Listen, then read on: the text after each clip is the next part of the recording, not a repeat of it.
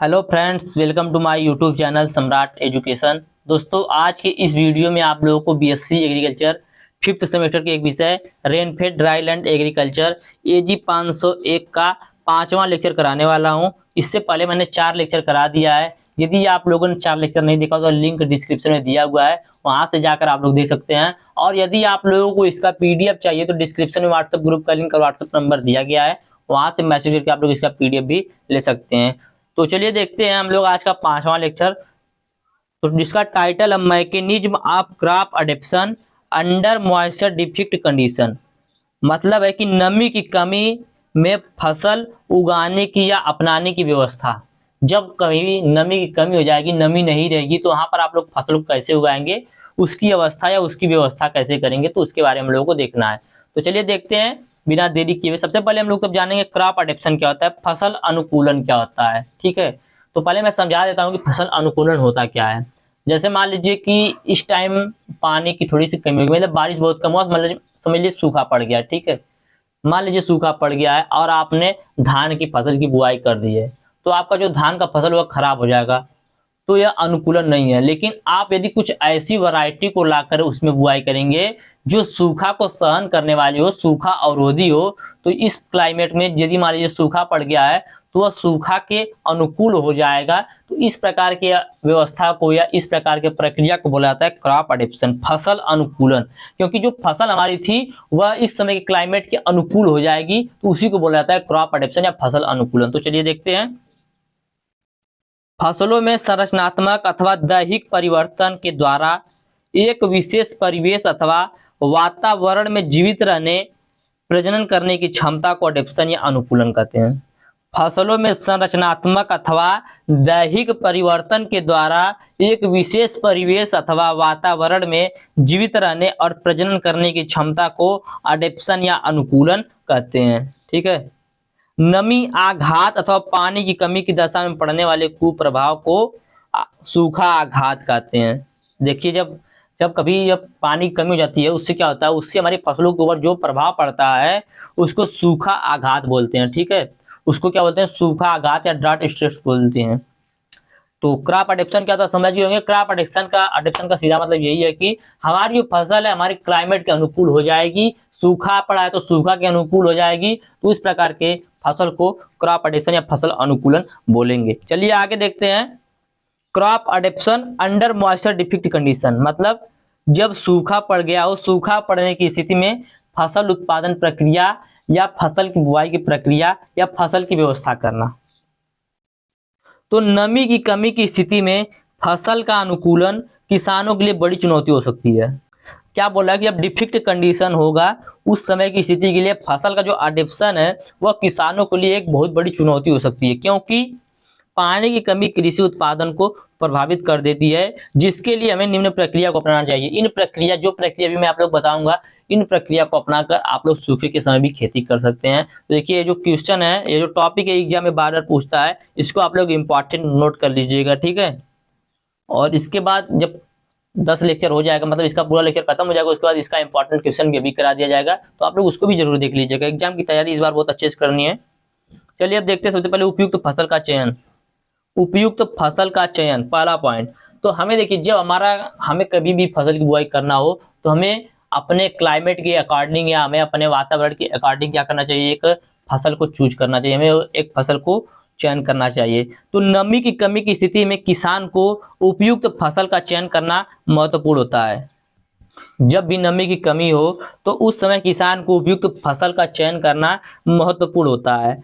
उस समय ऐसी फसलों का चयन करें जिन्हें कम पानी की आवश्यकता होती है। ठीक है, जिन्हें कम पानी की आवश्यकता होती है या पानी की आवश्यकता ही नहीं होती है, बारिश के पानी से ही हो जाता है, और जो नमी की कमी की स्थितियों में भी अच्छी पैदावार देता है। या सूखा और अवरोधी फसलों को उगाना चाहिए, जैसे मिलेट्स और तिलहन, मतलब बाजरा और तिलहन जैसी फसलों को उगाना चाहिए। ठीक है, तो यदि सूखा क्षेत्र है, हमें सूखे क्षेत्र में खेती करना, तो हमें सबसे पहले फसलों का उपयुक्त फसल का चयन करना चाहिए। हमें ऐसी फसल का चयन करना चाहिए जो कम पानी वाला हो, जिसे कम पानी की आवश्यकता होती हो। ठीक है, जैसे बाजरा हो गया, तिलहन हो गया, ये सब क्या है, ये सब कम पानी वाली फसल है। समझ गए पहले पॉइंट। दूसरा पॉइंट यह रहेगा आप लोगों का कि हमें उपयुक्त स्थान का, उपयुक्त जगह का चयन करना पड़ेगा कि हमें बुआई कहाँ पर करनी है। ठीक है, सबसे पहले हमें यही करना पड़ेगा। और वो देखने के बाद उसमें पता करना पड़ेगा कि इस स्थान, यह स्थान कैसा सूखा है कि पानी वाला है, इन सभी बातों की जानकारी लेना पड़ेगा। ठीक है, उसके बाद फसल का चयन करेंगे। उसके बाद क्या करेंगे, समय पर बुआई करेंगे। समय पर बुआई करेंगे, सबसे पहले जगह का चयन करेंगे, उसके बाद फसल का चयन करेंगे, उसके बाद समय पर बुआई करेंगे। समय पर बुआई करने से क्या होगा, समय पर बुआई करना बहुत ही महत्वपूर्ण होता है सूखा क्षेत्रों के लिए, क्योंकि यह फसलों को पानी की उपलब्धता के साथ साथ अच्छा विकास करने का मौका भी देता है। यदि हम फसलों को समय पर बुआई करेंगे तो यह पानी की उपलब्धता के साथ साथ अच्छा विकास करने का मौका भी देता है। चलिए आगे चलते हैं। अगला पॉइंट है सही बुआई टेक्निक। सही बुआई टेक्निक क्या है, फसल के बुआई के समय सही टेक्निक का उपयोग करने से प्राकृतिक संकेतों के अनुसार फसल को बोया जा सकता है। इसमें बुआई की गहराई, खेत की सिंचाई और खेत की तैयारी शामिल होती है। ठीक है, बुआई, सही बुआई टेक्निक, जैसे हमें मान लीजिए कि किसी भी क्रॉप की बुआई करना है तो उसके लिए हमें सही बुआई की सही तकनीक यूज करना चाहिए। जैसे हमें बुआई के लिए उपयुक्त हल, हैरो, ये सब टेक्निक जो है इनका यूज करना चाहिए खेत की तैयारी के लिए, खेत की बुआई के लिए। और हमें एक सूखे क्षेत्र में गहराई तक बुआई करनी होती है, जो कि आप लोगों को पता होगा। ठीक है, तो फसल की बुआई के समय सही टेक्निक का उपयोग करने से प्राकृतिक संकेतों के अनुसार फसलों को बोया जा सकता है। इसमें बुआई की गहराई, खेत की सिंचाई और खेत की तैयारी शामिल होती है। चलिए आगे चलते हैं। अगला है वाणिज्यिक सिंचाई प्रणाली। वाणिज्यिक सिंचाई प्रणाली क्या होता है, वाणिज्यिक सिंचाई प्रणाली में आप लोग बता दूं कि वह प्रक्रिया थी जिसमें हम लोग बहुत कम पानी से अपने खेतों की सिंचाई करते हैं। ठीक है, तो अगर संभावना हो कि नमी की कमी की स्थिति में वर्षा कम हो सकती है, अगर संभावना हो कि नमी की कमी में जो वर्षा वह बहुत कम हो रही हो, तो किसान वाणिज्यिक सिंचाई प्रणाली का यूज करके पानी की बचत कर सकता है। ठीक है, किसान जो वाणिज्यिक सिंचाई प्रणाली का यूज करके पानी की बचत कर सकता है। वाणिज्यिक सिंचाई प्रणाली अपनाकर किसान जो होता है पानी की बचत कर सकता है। उसके बाद जल संचयन। अब जल संचयन के आप लोग सेकेंड, थर्ड, फोर्थ सेमेस्टर में पढ़े हैं। जल संचयन क्या होता है, जल संचयन वही होता है कि जब बारिश होता है तो बारिश के पानी को स्टोर करके रखना और उसे बाद में अपने कृषि के लिए यूज करना, उसको बोला जाता है जल संचयन। तो बारिश के पानी को संचित करने और उसका उपयोग करने के लिए जल संचयन के तरीकों को अपनाएं। यह पानी की उपलब्धता को बढ़ावा देता है। ठीक है, जब आप लोग जल संचयन को अपनाएंगे, कहीं पर पानी स्टोर किए रहेंगे तो उससे नमी होता है, आसपास के क्षेत्र में भी होता है और उस पानी से भी आप अपने खेत को पानी दे सकते हैं। ठीक है, इसीलिए हमें जल संचयन को भी अपनाना चाहिए। तो 5 पॉइंट क्या होता है आप लोगों ने समझ लिया कि हमें, देखिए, प्रोसेस बाय प्रोसेस पढ़ते चलेंगे और आसानी से समझते चलेंगे। ठीक है, ज्यादा बड़ा नहीं है, सिर्फ एक पेज और है और ये टॉपिक खत्म हो जाएगा। और जो भी आप लोगों, जो भी मैंने 5 टॉपिक पीछे पढ़ा, यदि आप लोग कुछ भी टॉपिक नहीं समझ में आया तो आप लोग कमेंट करिएगा, मैं आप लोगों को समझा दूंगा। ठीक है, सृजनात्मक खेती तकनीक का यूज।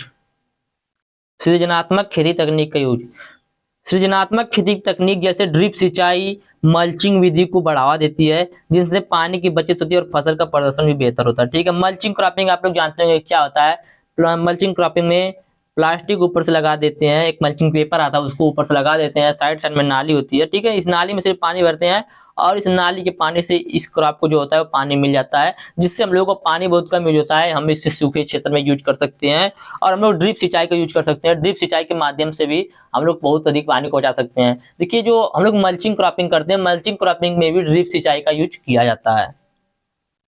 तो सृजनात्मक खेती टेक्निक जैसे ड्रिप सिंचाई और मल्चिंग विधि को बढ़ावा देती है, जिनसे पानी की बचत होती है और फसल का प्रदर्शन भी बेहतर होता है। देखिए, जो मल्चिंग क्रॉपिंग होता है, इसमें जो क्रॉप होते हैं उनकी जो जड़ होती है वो बहुत अंदर तक जाती है, बहुत अच्छी जड़ निकलती है उससे, जिससे क्या होता है, उत्पादन बहुत अधिक होता है मल्चिंग क्रॉपिंग में। इसलिए आज के समय में ज्यादातर लोग मल्चिंग क्रॉपिंग ही कर रहे हैं सब्जियों के लिए।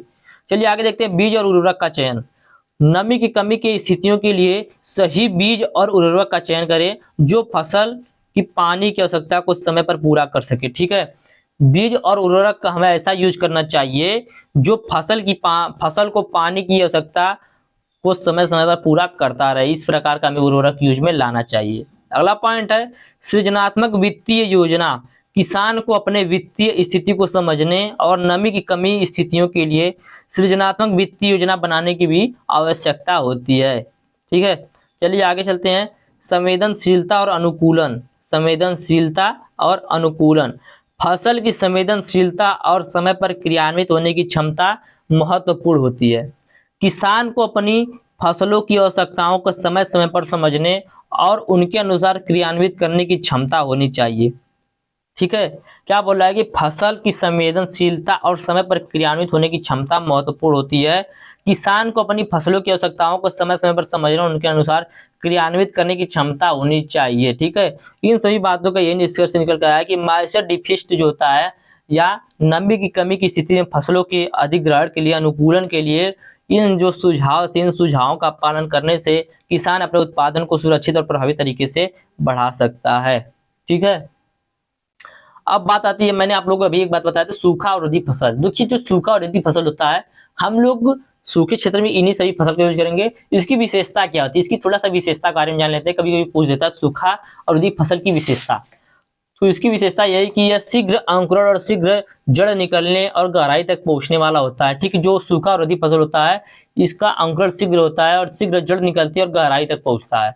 अगला पॉइंट है, पौधों का वातावरण पर पड़ने वाले प्रभाव का शीघ्र अनुकूलन होता है। पौधों का वातावरण पर जो भी पड़ने वाला प्रभाव होता है उसका शीघ्र अनुकूलन होता है, शीघ्र अडेप्शन हो जाता है। विकासशील लोज मतलब डेवलपमेंट इलास्टिसिटी होता है इसके अंदर, जो सूखा और रद्दी फसल होती है। अगला पॉइंट है, सूर्य की किरणों के समानांतर पत्तियों का घूम जाना। जो सूखा और रद्दी फसल होता है उसकी जो पत्तियां सूर्य के किरणों के समानांतर घूम जाती हैं। अगला है, स्टोमेटा का अधिक वाष्प दाब पर ही संवेदी होना। सूखा और रद्दी फसल में जो स्टोमेटा होता है वह अधिक वाष्प दाब पर ही संवेदी होता है। अगला पॉइंट है, तने से प्रकाश संश्लेषित पदार्थों का पत्ती में तीव्र स्थानांतरण। जो सूखा और रद्दी फसल होता है इसमें तने से प्रकाश संश्लेषित पदार्थ का पत्ती में शीघ्र स्थानांतरण हो जाता है। अगला पॉइंट है, शुष्कता को सहन करने की क्षमता, विशेषकर पौध तथा दाना भरने की अवस्था में उक्त के अतिरिक्त विकसित जड़ विन्यास, सूखी मिट्टी में जड़ों के फैलने की क्षमता, छोटी और मोटी पत्तियों में प्रकाश संश्लेषण, उच्च दर आदि गुण भी सूखा अवरोध के लिए उपयोगी होते हैं। ठीक है। तो ये सूखा अवरोधी फसल की विशेषता थी जो कि मैंने बता दिया। उसके बारे में मैंने आप लोगों को बताया क्रॉप अडॉप्शन। उसके बाद मैंने बताया कि आप लोग सूखा क्षेत्र में कृषि कैसे कर सकते हैं, क्या क्या आप लोगों को प्रोसेस करना होगा। उम्मीद करते हैं लेक्चर आप लोगों को अच्छे समझ में आ गया होगा। यदि वीडियो अच्छा लगा तो वीडियो को लाइक कीजिएगा, चैनल को सब्सक्राइब कीजिएगा और अपने दोस्तों के पास शेयर भी जरूर कीजिएगा। धन्यवाद। जय हिंद।